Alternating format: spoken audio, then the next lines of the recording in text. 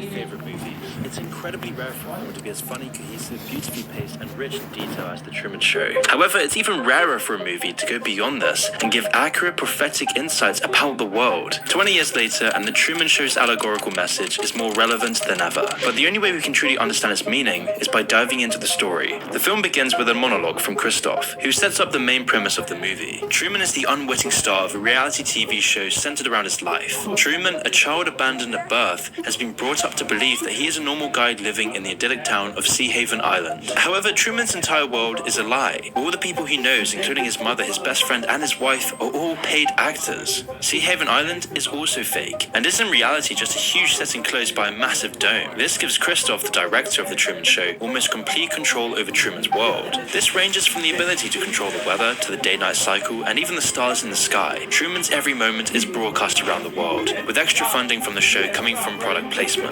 From the start of the film, we see a camera implanted in Truman's bathroom mirror, where Truman is pretending to be an explorer whilst getting ready for work. It's as though this is just another regular day for Truman, with him saying hello to his neighbors, making a coffee, and getting into his car. But just as he's getting into his car, a stage light drops from the sky right onto the road outside of his house. Truman then walks over to inspect the light and sees that it says Sirius on it, referring to the brightest star in the night sky. But eerily, on his drive to work, the radio starts to run a story about a plane wreckage falling from the sky in order to explain the light. Here's a news flash just then. An aircraft in trouble began shedding parts as it flew over Sea Haven just a few moments ago. It then starts to talk about the dangers of flying, which is one of the first of many subtle ways that Christoph tries to influence Truman into staying on the island through fear. He is being subconsciously controlled by the radio. This subconscious manipulation then continues throughout the film. Like when Truman is asked by his boss to deal with something that will require a boat trip. By doing this, the boss is setting out Truman's aquaphobia, as we see he is unable to even get in the boat. A phobia that's later revealed to be another subconscious manipulation of Truman. This whole day feels very strange for Truman, so he hurriedly comes back to his wife Meryl, who then conspicuously shows off her new kitchen tool that she bought at the store, showing it off almost like she's advertising it. It's a dicer, grater, peeler all in one. Never need sharpening, dishwasher safe. Truman becomes suspicious, and when out with his best friend Marlon, Truman's behavior starts to be off, and he brings up his desire to leave and go to Fiji. Marlon catches that Truman is starting to wake up, so he quickly shoots down the idea. He doesn't want Truman escaping. That would break the whole game. In the next scene, we see Truman go off to spend some time on the beach, where he remembers the tragic boat accident that seemingly killed his father and gave him his aquaphobia. Christoph then even heightens Truman's misery by adding a specific path of rain to follow Truman,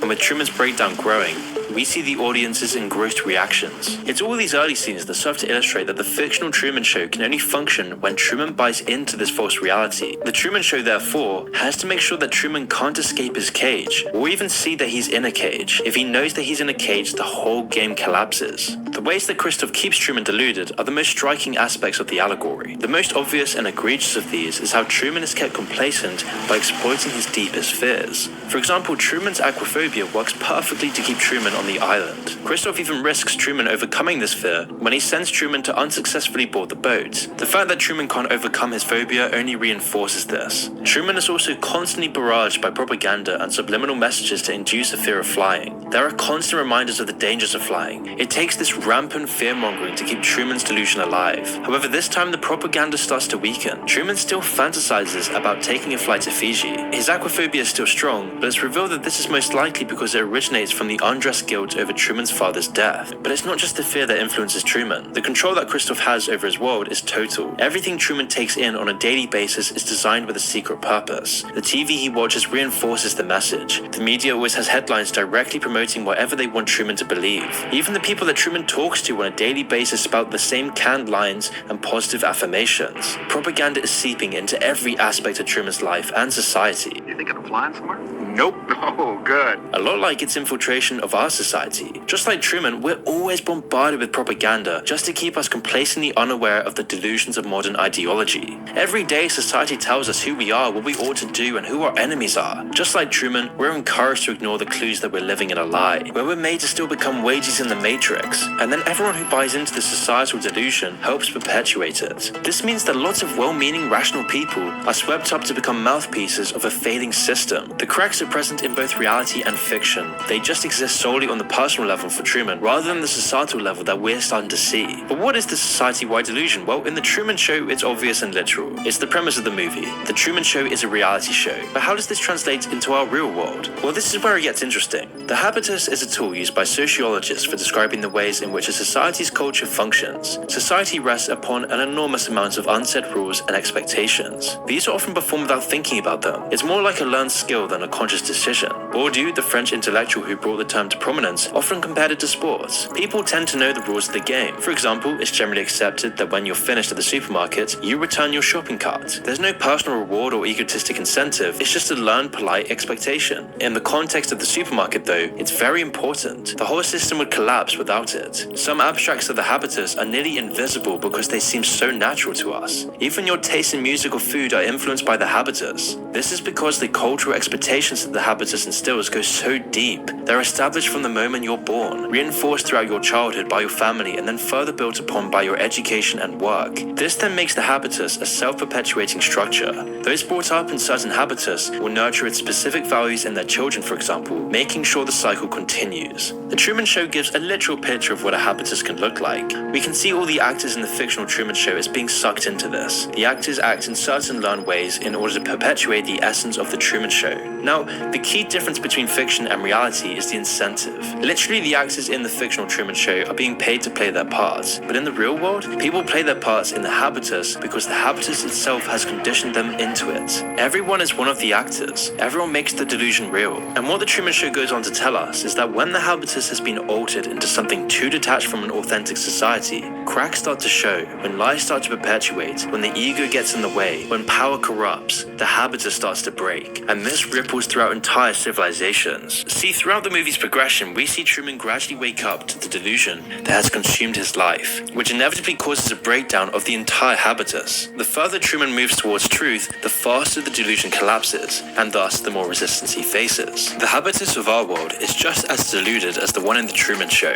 This is because what's valuable culturally has been drastically changed by reality TV and social media. The Truman Show almost predicted this with its commentary on reality TV. The vapid values of reality TV expanded to shape the entire habitus. Now limited to reality TV, and this doesn't seem too harmful, but it gets so much worse when you consider this in our own reality, especially with the effects of social media on our values. Nowadays, everyone's the star of their own reality TV show. People project vapid and unattainable standards by advertising a fake life on social media. That 14-year-old girls who use social media more than 5 hours a day saw a 50% spike in depression symptoms. This feeds into people's values. They see other people's fake lives and hold their own up to the same standard. These people then perpetuate the cycle, which then brings the habitus further and further away from authenticity and truth. Corporatization of society is then also reflected in the habitus of both the Truman Show and in our own society. In the Truman Show, the effects are obvious. Truman's wife is constantly advertising and shitting brands. It's almost a learned response that has been ingrained into her. You really ought to throw out that mower.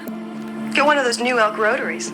Which is why at this point, Truman is actively interrogating her on the lie that they've been living. In response, Truman's wife defaults to an almost robotic speech about a coffee brand. This is the habitus failing. Truman's wife is so deeply submerged in the Truman Show delusion that she has no other response. She just keeps reading the same script. But it's so much worse in our own society where our habitus is so heavily corporatized, with corporate values being held in such a high regard that we value our careers more than our families. Never before in history has this happened. Truman's suspicions of reality are then brought up again when his father, who he assumes is dead, shows up on his way to work dressed as a beggar. Dad? Truman's father is then quickly whisked away on a bus, but not before Truman sees his face. He realizes something is up, so he goes to talk to his mother, who tries to explain away his father's reappearance by suggesting that he's just crazy and hallucinated it. This time, it doesn't convince Truman, who also notices how often his wife name drops brands. As Truman starts to go through his old things, the movie flashes back to Truman's college years and a chance encounter he had with a woman named Lauren. Lauren's meant to be a background character, but the two sides meet across the room. They share a conversation in a romantic moment on the beach. Lauren then goes out of character to try to reveal to Truman that his whole reality is fake. Listen to me.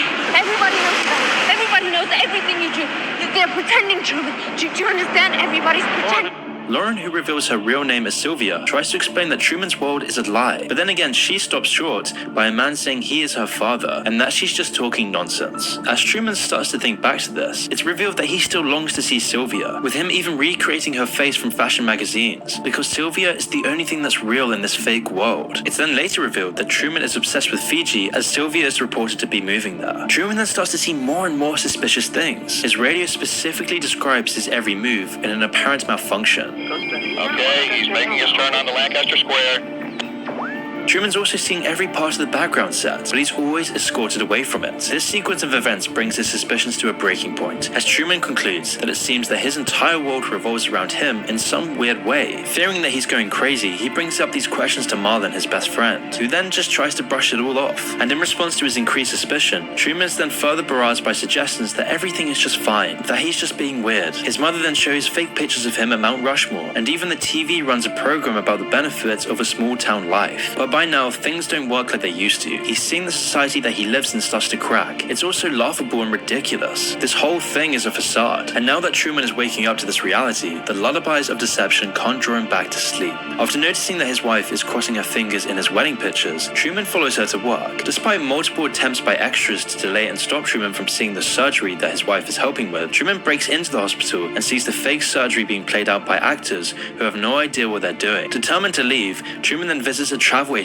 By this point, Truman's had enough. He's determined to leave. He wants to escape this sick society, so he tries to book a flight to Fiji, but the clerk says they're all sold out for at least a month. So then Truman tries to get a bus out, but it conveniently breaks down just before leaving. Truman then, sitting in a car at home, waits for his wife to come back from work. When she does, she gets in the car with him as he points out the clockwork regularity of the people who go past their road. Unsatisfied with her unrealistic reaction to this, Truman then locks the car and takes Meryl on an impromptu road trip. To everyone around him, he seems like he's having a breakdown. He's breaking the rotten habitus surrounding him, but then instantly traffic jam starts, stopping Truman in his tracks. Truman then pretends to go back home, which disperses the traffic completely, but then turns right around and makes his way out of the suburbs and onto the road. Once they reach the bridge which stands between Truman and the mainland, it seems that his conditioned aquaphobia will stop his escape plan. All the conditioning and propaganda is the only barrier to his freedom. However, Truman overcomes his fears by closing his eyes and forcing Meryl to steer the car while he holds down the accelerator. Once they're over the bridge, other obstacles are set up by Christoph to try and stop Truman from leaving. Truman even drives through a wildfire, but is stopped by a roadblock due to a convenient leak at the nearby power plant. In desperation, Truman tries to get through on foot, but is tackled and subdued by men in hazmat suits who take him back home. The implausibility of all these events cement Truman's skepticism of the world around him, which brings up the question, how many so-called emergency events in our own world could be equally implausible?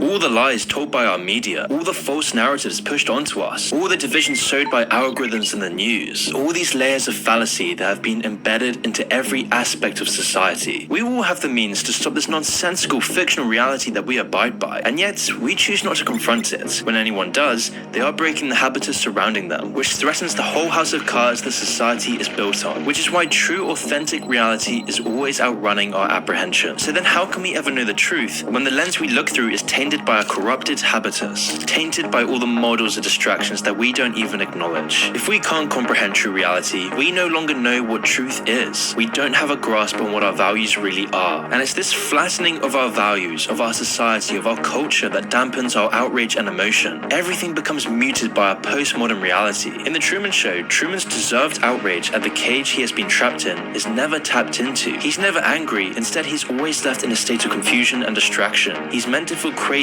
by searching for the truth. This is because for the show to be successful, it relies on Truman and his belief in the society around him. If he starts questioning this, then society goes down with him. So society has to prevent him from questioning the habitus he is surrounded by. And are we any different? Is this why we live in a culture without soul or value? Where everything we think and do is shrink down by reductionism, where the phenomena of nature, personality, the essence of life is just reduced to statistics and banal labels. Our world is filled with mystery and wonder. It's filled with adventure, but our world is being reduced to nothing more than a banal, monotonous cage, numbing us into this bored, flaccid, apathetic state, which is what The Truman Show tries to show us. Once home, Truman is now feeling like an animal in a cage. His wife, unable to calm him down, offers him some coffee with a less than subtle product placement. Truman immediately senses out the fact that she is performing for someone, and so he confronts her about it. He's starting to reject this ridiculous reality he is surrounded by, and because of this, he seems crazy, which is why then the actor of Truman's wife begins to break character and pulls out a sharpened kitchen utensil to defend herself. It's these sorts of cracks in the show that only happen when Truman stops believing in it. Like in our world, we're now starting to see the rise of political outsiders. We're seeing the rise of extremism and a general apathy of all the people who refuse to believe in our current system. With our government starting to collapse with war imminent, no one trusts our broken society. And in the case of The Truman Show, it's this unraveling madness that almost ends with Truman's wife revealing her acted role. Only until Truman's lifelong friend Marlon bursts in at the last minute and whisks Truman away to have a heart-to-heart conversation. But at this point, it's like putting a band-aid on a gaping wound. The floodgates are now open, and Truman's belief is dwindling. In this scene, the two are sitting near the river and begin reminiscing. Christoph, through Marlon, reassures Truman that Truman's life has meaning and is normal. He comforts Truman by assuring him that if what Truman believed was real, then everyone would have to be in on it, including him. Though this isn't possible, as Marlon would never lie. On the surface, Truman seemingly takes this into heart, but deep down he knows that Marlon is just a victim of the game, and so he deliberately shows to him that he bought the ruse. He knows that Marlon isn't a bad person, but that he's not a real person. Morning arrives, and Truman seems to be back to his old self. He draws with a bar of soap on in the morning. He has the usual conversations with his neighbors and co-workers, and seems interested in a new office mate he will have next to him. Evening rolls around, and everything seems business as usual, with Truman fast asleep. However, Christoph senses something is off. Truman fell asleep in the basement rather than his bed, so Marlon is again sent over with a six-pack to investigate and talk Truman back to sense. However, this time he finds that Truman isn't there and has escaped from the house. Christoph calls for all actors to search for Truman, and for the first time in the show's history, cuts the transmission. However, even with all the actors searching the entire set, Truman cannot be found. At his wit's end, Christoph has the set illuminated into daylight mode early, and on a hunch, has the team begin looking through the cameras near the harbor and on the boat. After cycling through a few cameras, the team finds Truman aboard a sailboat, and Christoph gives the call to resume transmission. After a few moments of peace sailing, Christoph is then faced with a dilemma. He either continues the transmission at risk of Truman finding the truth, or he gets rid of Truman entirely. So he decides to send a violent storm above Truman's boat. Christoph increases the violence of the weather, but after a few long minutes, relents. Amidst this, Truman shows his willingness to die for the truth by shouting to the sky, "Is this the best you've got?" Christoph, in godlike stupor, descends to send the most violent bout of weather yet, all to the dismay of his crew and producer. Truman, however, holds on but is knocked unconscious. But at the last minute, Christoph rescinds the weather and removes the storm, resuming the tranquil waters. Truman regains consciousness and begins sailing his boat again. He has beaten the storm and the sea seems to be in his favor. However, after a few minutes, the bow of Truman's boat launches through the side of the set, leaving a big hole in the sky dome. By now, all of Truman's suspicions have been confirmed, and, in an ecstasy, begins punching the wall. However, the reality of Truman's situation begins to dawn on him as he sees the ramp at the end of the water. Truman walks across this ramp, walking on the water. The audience is gripped. The culmination of his 30 years in The Truman Show seems to be at its finale. Truman locates a staircase and slowly ascends to the side of the set. At the top, he locates the door labeled exit and opens it, revealing the abyss beyond his realm. A godlike voice then thunders through the sky as Christoph reveals that Truman was the star of a TV show with the whole world watching. Truman asks, "Was nothing real?" And in response, Christoph responds that Truman is real, and that's what made him so enjoyable for millions. Christoph then tries to keep Truman in the set by indicating that there was no more truth out in the real world, and that in the world he created for him, he had nothing to fear. The ignorance was bliss. After a few moments of silence, Truman looks up at the camera and says his final words before leaving the show.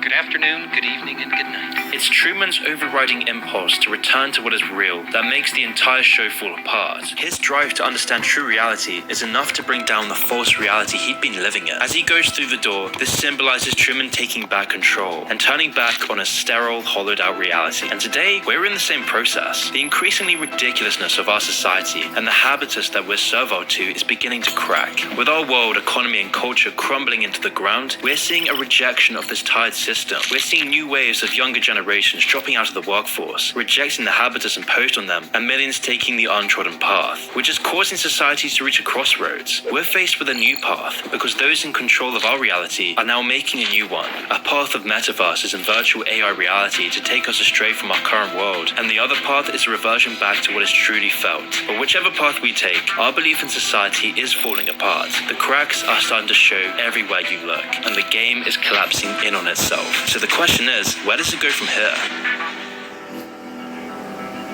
I have a quick important announcement to make. I'm sick of being demonetized on YouTube. I'm sick of censoring these